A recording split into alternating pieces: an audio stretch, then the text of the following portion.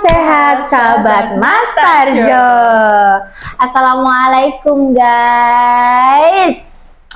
Ini jumpa siang-siang panas-panas, dingin-dingin ini ya kan. Kembali lagi bersama saya Reni Mindul. Halo, di podcast Tawa Sehat kali ini narasumber saya tuh dari psikolognya si Mas Tarjo. Coba di puskesmas ada psikolog. Siapakah dia? Tara. Halo. Selamat siang. Siang Mbak Rento. Iya. Sin saya manggilnya apa nih enaknya ya? Apa bebas? Boleh apa aja. Namanya aja. Jadi bingung saya manggilnya. Malu-malu gitu lah Mbak. Iya, dengan Mbak Galuh. Iya, perkenalkan saya Galuh, saya psikolognya Mas Tarjo. Mas Tarjo, hello. Ini tuh psikolognya satu-satunya di Puskesmas Tawangrejo loh guys. Tepuk tangan dong. Mbak Galuh, kalau gimana ya? Saya ngomongnya jiwa, raga gitu ya. Kadang tuh kan Gen Z apalagi sekarang ya, itu tuh kayak galau, menangis sendiri gitu loh ya. Kayak saya tuh kadang tuh galau gitu loh. Apa sih Mbak yang kadang tuh menyebabkan banyak Gen Z tuh sekarang tuh banyak yang kayak gitu? Itu sih biasanya kalau misalkan galau, sedih, terus menerus, itu biasanya salah satu tanda dari gangguan kesehatan mental. Salah satu gangguan kesehatan mental itu namanya depresi. Mungkin ya Mbak Ratu tahu ya. Depresi apa tuh depresi? Aduh, jadi bingung gue lagi depresi.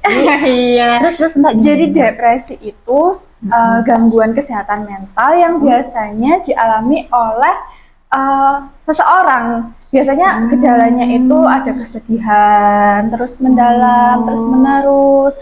Terus selain itu juga ada kehilangan minat, misalkan yang tadi hobinya baca, terus gak suka baca, misalkan kayak gitu. Olahraga jadi males gak olahraga, misalkan kayak gitu. kayak hilang semangat gitu ya. Semangat. Aduh, kok jadi semangit. Iya. Jadi ini deh Mbak, saya tuh mungkin Mbak Galuh ya kayak melihat persoalan kita bahas sekarang kan lagi temanya nih depresi, ya. Depresional. Kayak gitu tuh kenapa ya Mbak? Maksudnya tuh apakah mungkin faktor lingkungan atau dari segi apa gitu? Kadang kan kayak saya nih kan, saya kerja di lingkungan kerjaan lah mungkin ya. Itu tuh kadang kan saya kayak emosional gitu kan Mbak ya. Emosional saya tuh kadang tensi saya tuh 1000 gitu. Tinggi ya Mbak? Itu soalnya tuh ya kadang menghadapi kan banyak ya orang-orang yang berbagai tipe ya, dari mulai tipe yang nyebelin, tipe yang gemesin gitu kan Mbak ya. Gitu tuh kayak gimana Mbak? Terus saya harus menghadapinya biar saya tuh nggak jadi depresi lah. Jadi kalau depresi sendiri itu biasanya penyebabnya banyak Mbak. Tadi salah satunya temen lingkungan sekitar itu bisa mempengaruhi. Terus selain itu juga bisa beban tugas. Itu kalau di kantor ya Mbak ya. Tugas yang banyak menumpuk itu bisa meningkatkan depresi atau meningkatkan tadi kesedihan, terus jadi burnout itu juga bisa. Jadi burnout dulu baru depresi biasanya. Apa tuh burnout? Burnout itu kelelahan, jadi ketumpukan, numpuk terus. Stresnya tuh gitu. Jadinya makin stres, burnout, depresi lah. Itu. Mas Tarjo, sahabat. Kalau bisa tuh jangan sampai ini ya Mbak ya.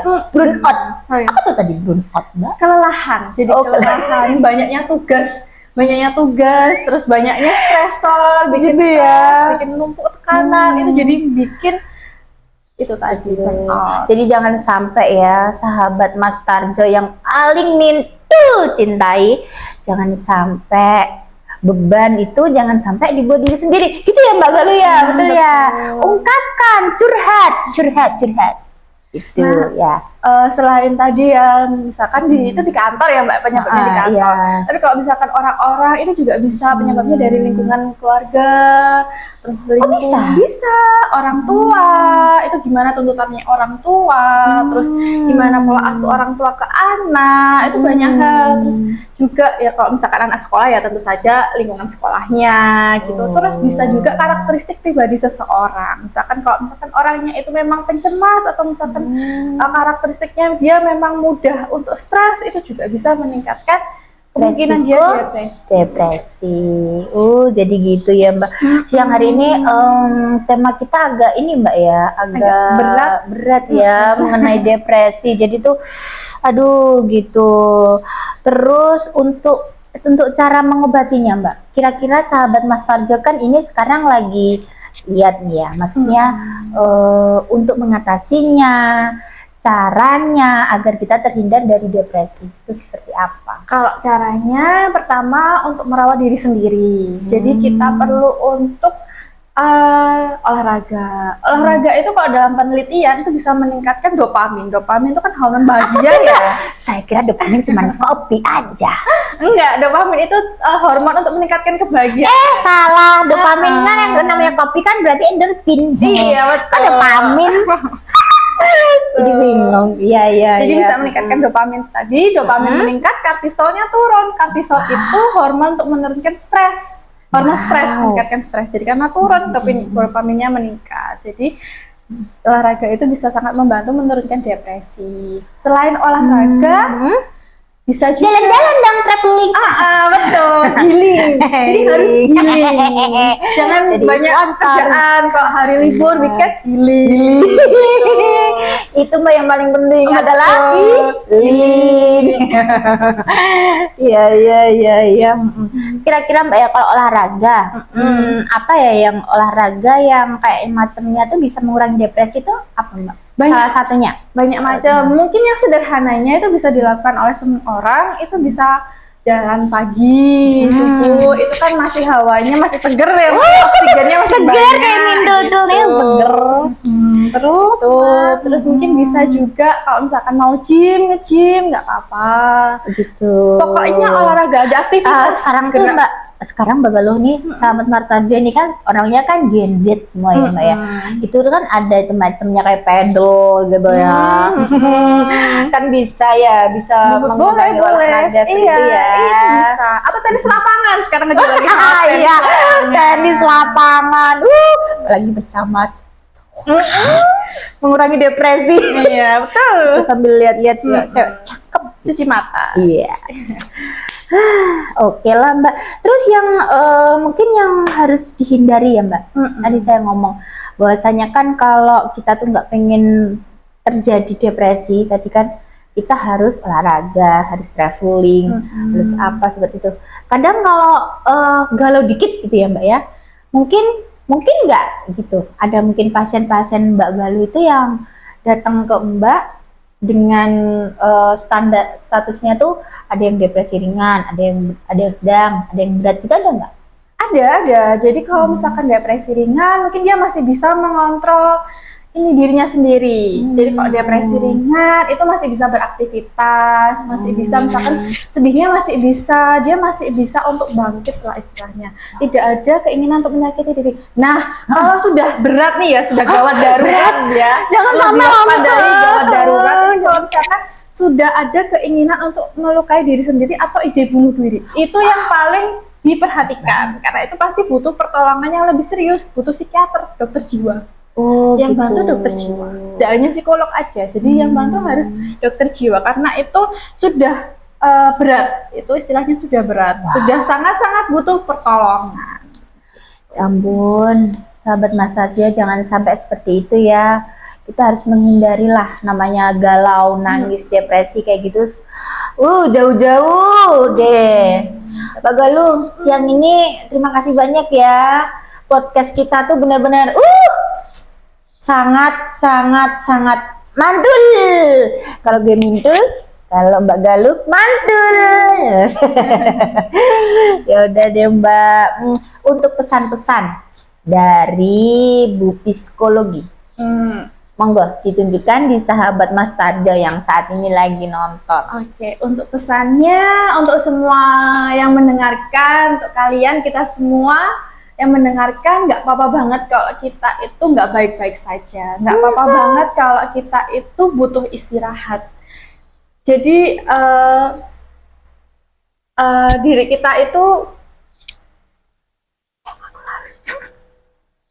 kita itu mungkin lebih on the floor, istirahat, mengungkapkan, terus kalau misalkan lebih berani ya mungkin ya Bu ya. Kalau misalkan kita memang perasaannya sedang berubah-ubah, pikirannya sedang berubah-ubah, itu nggak apa-apa kalau misalkan minta pertolongan. Karena setiap orang itu punya prosesnya sendiri, setiap orang punya ceritanya sendiri, punya progresnya sendiri. Jadi nggak apa-apa banget kalau mau minta pertolongan. Minta pertolongan itu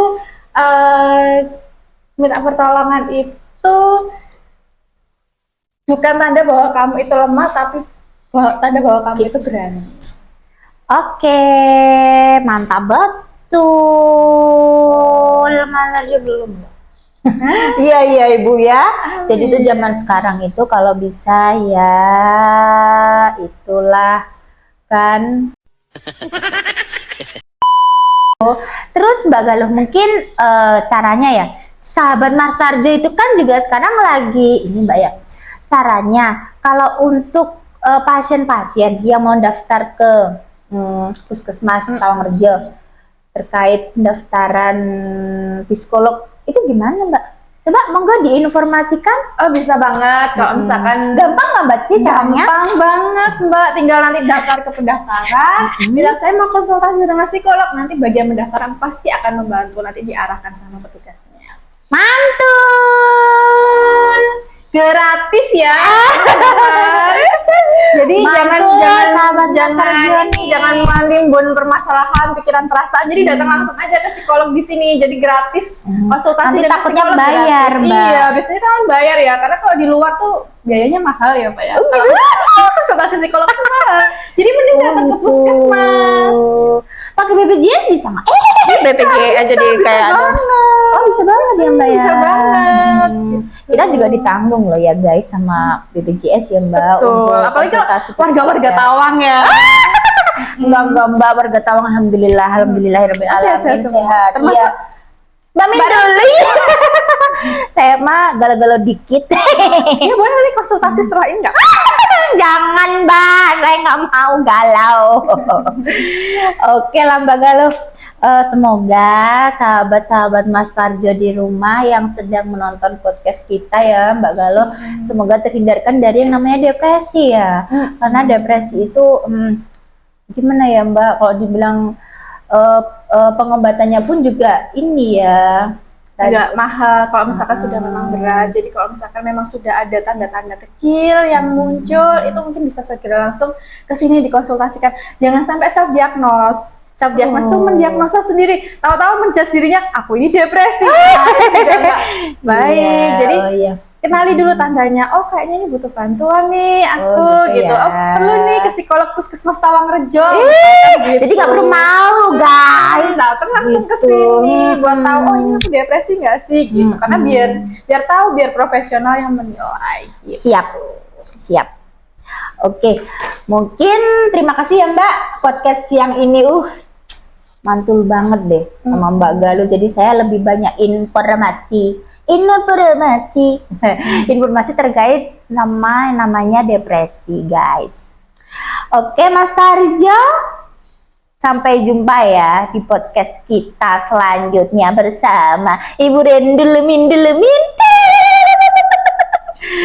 Saya punya pantun deh. Tadi ya gue bukain doa pantun gue. Boleh Mbak. Ke toko kue beli balu.